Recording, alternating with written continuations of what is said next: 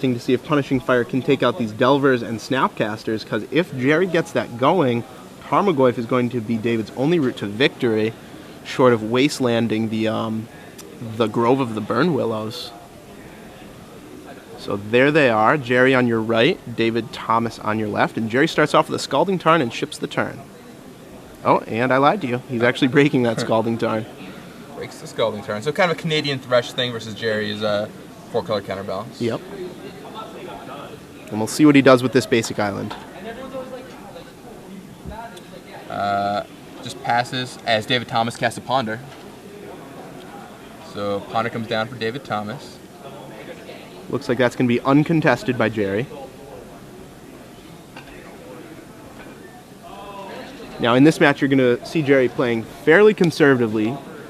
He knows that this game will go long, these games will go long, so he's not going to be burning his counter spells on things like Ponder. He's going to save them for the important spells, or a key turn.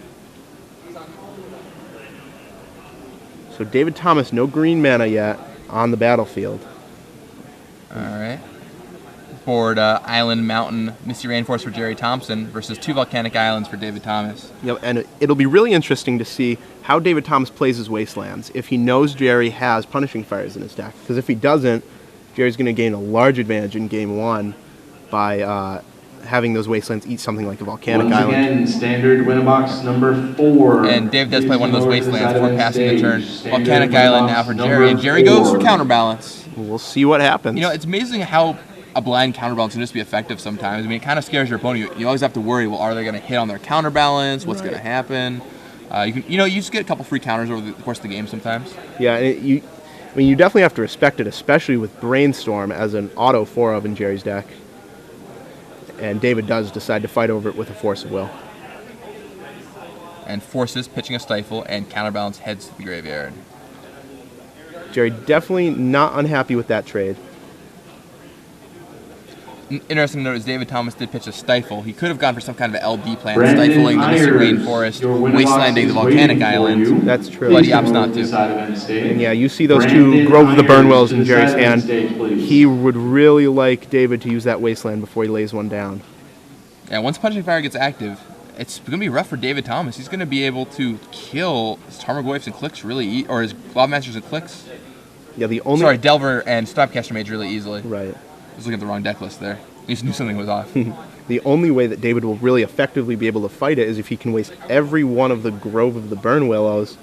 The only way he'll really be able to do that is backed up by Life from the Loam or simply by just drawing more. Yeah, it's not easy to draw that many Loams either. Alright, so looks like David Thomas resolves a Ponder, picks up Daze. Passes back to Gerry T. Draws a Tarmogoyf. So it'll be interesting to see what Gerry prioritizes here. Creatures or control. See how he plays it. One thing I love about Gerry's deck is if you look at his lands, is he's got a full 24 lands. Grove of the Burn Willows has enabled him to play more lands in his deck because he knows that he's going to want to be able to activate Grove a lot of the time. So he has things to do with his mana. And I think in a format where players just lose the mana screw sometimes, Gerry has an edge to just be able to draw lands and then utilizing his mana consistently with those Grove of the Burn Willows and Punishing Fire. Definitely. Any deck with Sensei's Divining top 2, really, you're allowed to play more lands in those decks because the tops let you really control your draws. And there's a Tarmogoyf down for Gerry Thompson, giving David a life with the Grove. And David thinking about this one. He knows if that Tarmogoyf hits the battlefield, he'll have a definitive clock on him, especially with that enchantment in the graveyard. If it did hit play, Tarmogoyf would be a 4/5. It does, and David gets the nod from Gerry. Alright, and there is a Brainstorm.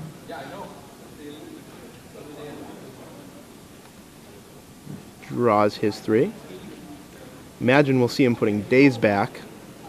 Oh, not too effective at this point in the game.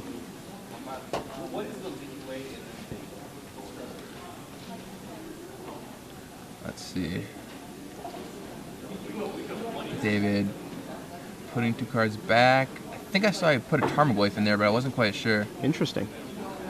He definitely has a Tarmogoyf in his hand, but I'm not sure if it went back at the top of his library. He played that one pretty close to the chest, literally there. Drops a second Wasteland, so there's a Wasteland for those Groves.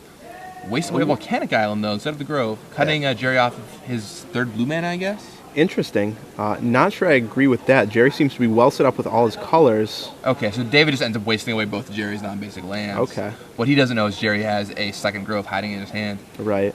When you see Grove of the Burnwillows, that's kind of a tell. You know what's coming next. You don't just play that for mana fixing and Legacy. No, you sure don't. And I'm not sure I like that play by David. I see no reason to really waste that Volcanic Island, especially with the days in your hand. Jace isn't really an issue, so I don't like that at all. But either way, Tarmogoyf crashes in. Looks like for 4 damage. No creatures in the graveyard yet. There's Scalding Tarn. Down for David Thomas. And he'll have to deploy a Tarmogoyf at some point here just to preserve his life total. And there's Punishing Fire. That's the card right there. It's going to knock David down to 19, then rebuy it there. Yep. So with the Grove that he played, so basically for free, just deals 1 damage. Doesn't seem like much, but over time it can really build up. Exactly. You know, if you consider you're just doing 1 extra damage every turn, then you can start killing creatures, renders all of his Snapcasters and Delvers basically useless in their creature modes. There's a Snapcaster Mage. Gerry says, okay, that's fine. Rebuy a Brainstorm. Jerry's not too worried about that because that Snapcaster will die to that Punishing Fire if Gerry wants it to. Alright, picks up 3 cards with that Brainstorm. And another important thing to note is that if the Tarmogoyfs ever fight each other, that Punishing Fire will give Gerry the edge there. Right, yeah. Punishing Fire, also one of its trademark uses, is winning Tarmogoyf mirrors. Yep. We saw Brian Kilber do that well when he won his Pro Tour in Austin. And that was one of the defining things. In his Zoo deck, he could beat up on his opponent's Zoo decks with Punishing Fire. Yeah, definitely going bigger there. And yeah, that leaves David Thomas with not many options as none of the creatures in his deck can profitably fight that Tarmogoyf. I think I see a Stifle, a Force in David's hand. I'm not quite sure what he's putting back there again. I thought I might have seen a glimpse of a Loam, but I'm not totally certain on that. It might have just been something else, Tarmogoyf. Gerry draws another Volcanic Island. I think I see a Lightning Bolt there too in David's hand. Okay, yeah, that is a Lightning Bolt. That's one of the New Age Lightning Bolts. There's Tropical Island from Gerry. Taps 2, and Punishing Fire Snapcaster Mage. Bada bing, bada boom. There goes the Punishing Fire.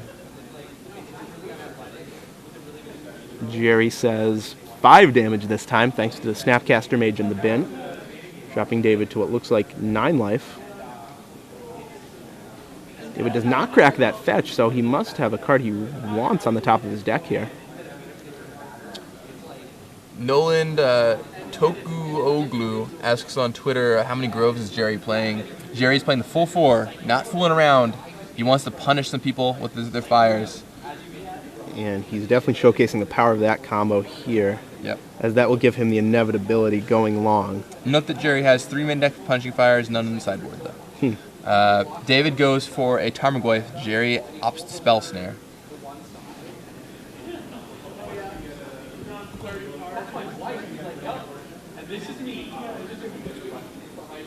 And now David Thomas thinking about a response. He does have a Force of Will that Yeah, he's fingering. considering that Force. The problem is this Tarmogoyf really isn't that valuable with Punishing Fire for Gerry. I mean, I guess maybe it stops Gerry from attacking, but not really. He's still going to attack. Right. I guess David's planning to be a block and trade a Lightning Bolt for it, which is not unreasonable. But even if he can do that, it's still not good for him because that Punishing Fire only takes 8 turns. It's going to whittle away David Thomas's life total. And David goes for Force of Will, pitching Snapcaster Mage. Lets Tarmogoyf resolve, and then passes back to Mr. Gerry T himself. Yep. Gerry drawing a Volcanic Island, it looks like. And the thing is, as I noted before, even though Gerry's a little flooded here, he still has so much to do with his mana every turn. It's not like he's too remiss for drawing all these lands. Right.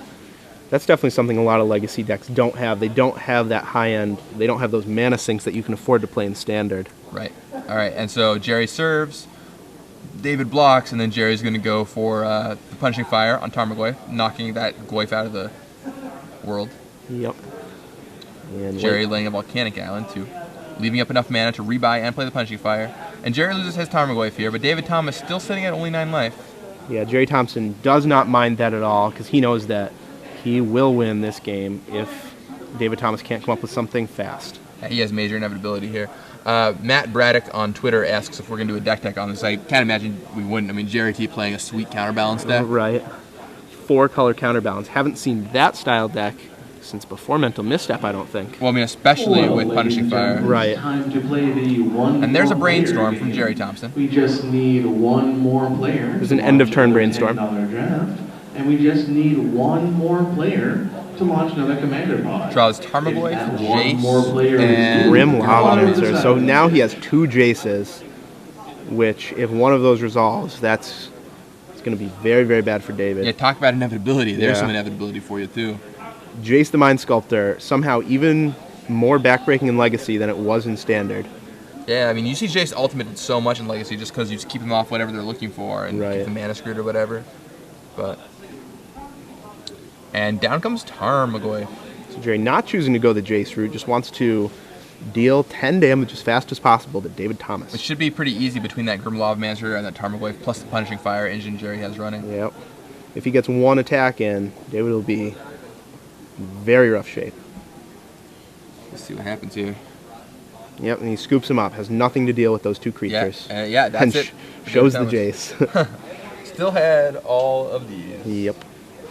So now we get to look at these 2 sideboards. All right, let's see what we got going on. Gerry Thompson has his 4th Force of Will in the sideboard, only playing 3 in the main deck. That Once again, I said that earlier today when Edgar Forrest was doing the same thing. I said that was kind of the trademark of many of the SCG grinders. They Right. just eschew the 4th Force of Will. It's kind of an overrated card in some matchups. Yep, you definitely won't see it in this matchup. It's in the sideboard mostly for the combo one-player decks. game is now over, and both of those events So have filled. rounding out the sideboard, he has If 2 you Crossing enrolled Grip, in 4 $10 Pyroblast, draft 2 number Thrun the Last 2 Troll, or 3 Commander Nihil Pod Spellbomb, number 1 5, Lightning Bolt, and 2 please come over to the Flusterstorm. side and stay. If you're not familiar with Flusterstorm, $10 draft it's a number card from the 2 Commander or decks. It's Commander 1 Pod blue, number instant, 5. counter Please target come over instant to or the side sorcery and spell stay. unless its controller pays 1 and it has Storm. So at the very least, it's a Spell Pierce for an instant or sorcery with the potential to be Also, much at this more. time, the pairings for round 1 so of draft what Gerry token might bring number in 2 here, have definitely been not posted the Crossing in Grips. ridiculously pink paper Could to be bringing in the right Thrun the of Last Troll, could be page. bringing in the Pyroblast. Once again, pairings What do you for think round here? 1 of draft open I think number 2 Gerry are posted. is Please find likely your to seats. bring in. It depends on if he knows David's list too. For example, like if he thinks David has access to Jace, once again Pyroblast goes up a lot in stock. Right. Um, Same with Vendilion Click. That card's very high impact, and Pyroblast is one of the only really profitable ways to interact with it. right. Though Punishing Fire makes Vendilion Click less effective.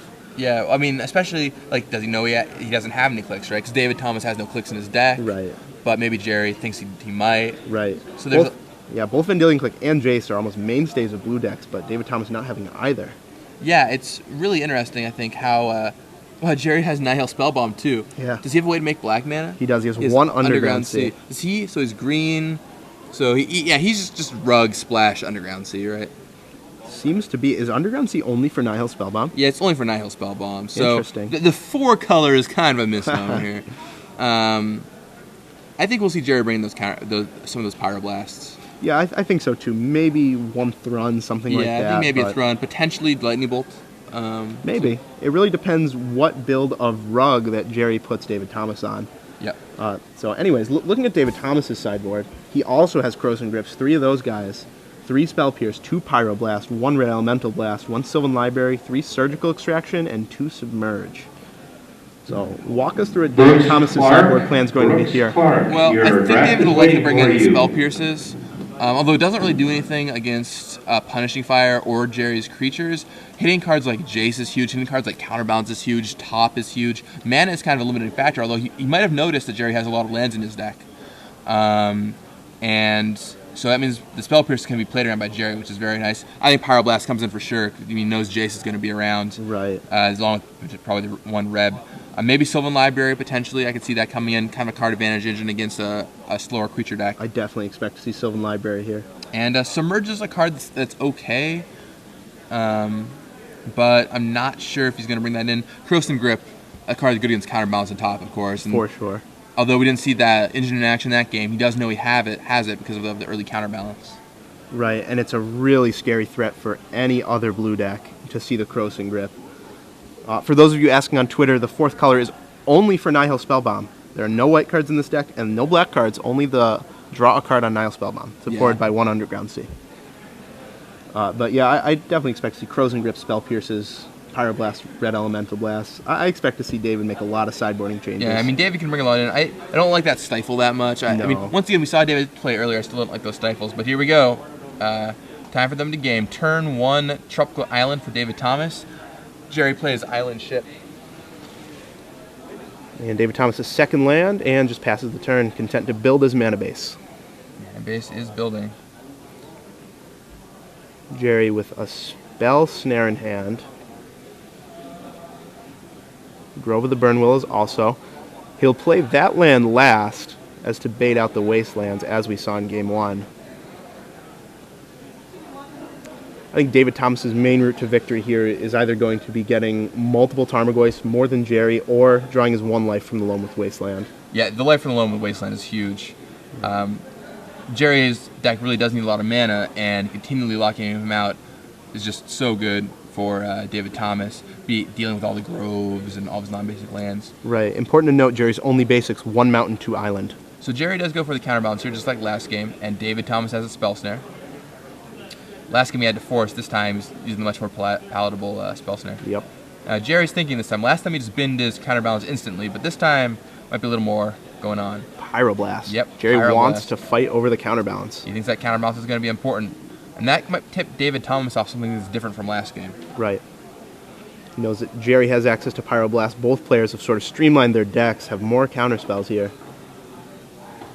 And David Thomas brainstorms in response.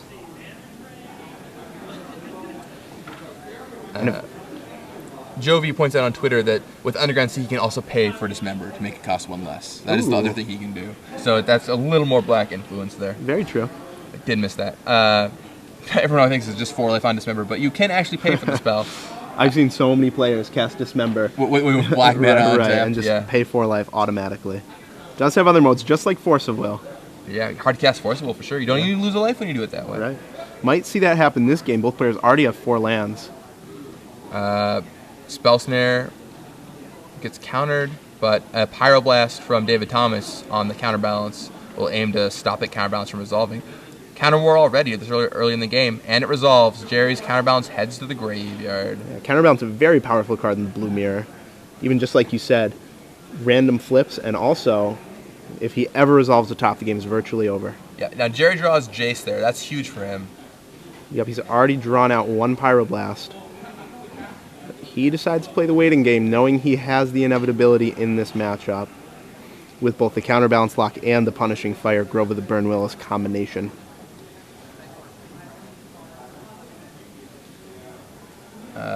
Plays Underground Sea, the Singleton Underground Sea there. Yep. And David Thomas has to be wondering what that's for. he's like, does he have Dark Confidant too? Yep. Certainly good for a little mind game. Gerry holding his cards very close. Hard to see what he has here. He definitely has a Jace. That's one thing I know for sure. I think he's going to go for it here. So Gerry cracks his Misty Rainforest and asks David Thomas, do you have any responses?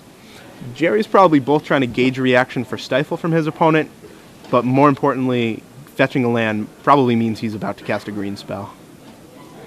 Yeah, so he fetches for Tropical Island. Yeah, it's interesting. So Gerry asks, so you make sure to, well, A, you don't pick up your deck and start searching, because in case he has Stifle, that's just awkward. Right. But second of all, I'm sure he was the one who asked, so he could gauge if David Thomas quickly passed, thought about it, if that might be fake bluffing or so on. Exactly. So David cuts the deck, and now it's back to Gerry, who's tapping a lot of mana. Here it is. There's the Mind Sculptor himself. Big Daddy. Oh boy. See if David Thomas has a response for that one. David Thomas did a lot of work fighting over that counterbalance, but now he doesn't have anything to fight the Jace. Now he does have 5 mana available. He can hard cast this Force of Will, so he has a lot of options available to him, but decides to alternate cost it, pitching that Stifle. Pitch a Stifle. Okay, might be worried about Daze or something similar. Right. Or Spell Pierce out of Gerry. Definitely. Definitely going the more cautious route, playing around cards that Gerry could potentially have. Going to be hard for him to leverage that Stifle anyway in this game. It's a very good use. Yeah, once again, Stifle is not impressive. All right, Gerry taps 4. Number 2. There's Jace. And if that Jace resolves, it's going to get ugly very quickly. Now, David has a fair amount of burn in his deck, but I don't know if he kept it in. and I also don't know if he has it in his hand. I don't think he does. All right, there's Snapcaster Mage, and Gerry instantly spell snares. He saw that one coming. Knew that would target the Pyroblast.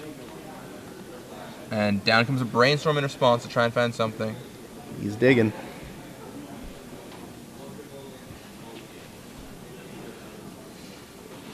Can't quite see if he drew a counterspell. I do see a Lightning Bolt, so if Gerry decides to just Brainstorm, that Jace will fall to the Lightning Bolt. I think I see a Spell Pierce in David Thomas's hand. Might be 2 Spell Pierces. With only one, it won't be enough. With 2, he can get that Jace down at the cost of several cards. Definitely. All right, so Brainstorm finishes resolving. David does have a Scalding Tarn, so we can shuffle his library if he wants. Uh-oh. For David, that's bad news for him. Jace resolves, and Gerry instantly Fate Seals himself. Leaves the card there. Fate Seals himself. He scries one. Yep. Smart move doing that because he knows David Thomas probably doesn't want those cards on the top of his deck with Brainstorm. Right. Also playing around Lightning Bolt. And Gerry probably a little worried about a Jace from David, but as we know, there are none present. Yeah. I mean, I'm sure that was probably what Jerry's worried about, but I'm kind of surprised David isn't playing any Jaces. At least not, 2. Or sideboard even. Sideboard. It's just so good in this matchup. As you'll see, assuming things don't go awry for Gerry Thompson, that Jace should just run away with the game. Yeah, I can count on one hand the amount of times I resolved Jace in a blue mirror and lost the game in Legacy. It's just, it doesn't really happen. I mean, Winter Jace doesn't die to a Lightning Bolt or right. get Legend Ruled or something. Exactly. Yeah. David Thomas ponders.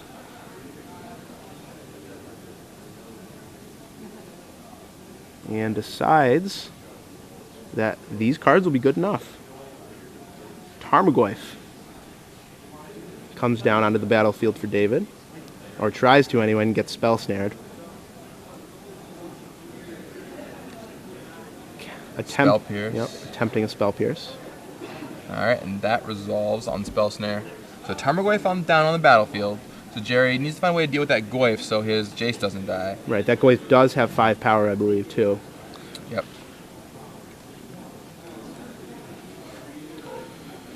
Let's see, Gerry could unsummon, but that doesn't really get him too far. Oh, he's got his own Tarmogoyf in his hand, okay. I think if I'm Gerry, I'd probably just Brainstorm. Oh, well, so he actually does just cast the card Brainstorm. Yep, you were right about that. I think 2 more Tarmogoyfs. 2 more Tarmogoyfs, wow. His hand is triple Goyf and Cascade Bluffs right now. So he puts 2 of those back, and will cast, looking like both Tarmogoyfs. See what he does with the Jace. I would assume unsummon if he's playing his Goyfs first.